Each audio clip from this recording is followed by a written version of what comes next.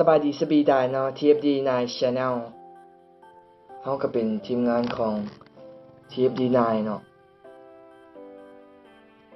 โดยเฮาก็สิมาเฮ็ดคลิปเกี่ยวกับการหมุนบิ๊ก EP 2เป็นท่าใหม่เนาะที่เฮาจะมาสอนรูปแบบของท่าก็เป็นแบบนี้เนาะ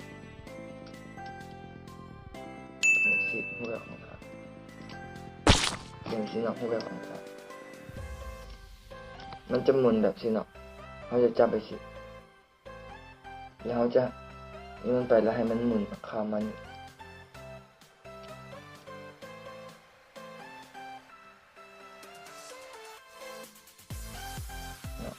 ข้ามมันมันไปแล้วให้มันหมุนข้ามมันมันจะเป็นแบบสโลว์หมุนมันนี่แบบนี้เนาะมีแต่ย้ายมือเนาะมันอยู่มือนี่เนาะแล้วย้ายมามือคือแบบนี้เนาะ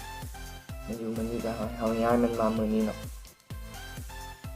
ก็หมุนเอาไปเป็นแบบนี้เนาะเฮาก็พยายามกดนิ้วกลางลงเอานิ้วกลางลงให้ไปสิเอานิ้วกลางลงกดไปสิเข้ามันก็เป็นไปสิเลยกดนิ้วกลางลงกดนิ้วกลางตัวนิ้วกลางตัวนี้เนาะมันขึ้นสิเนาะแล้วเรากดมันลงกดนิ้วกลางลงกดนิ้วกลางตัวนี้แล้วให้เอานิ้วชี้มาหับเอามันนี่มันก็เป็นแบบนี้กดนิ้วกลางลงนั่นนิ้วชี้มาหับ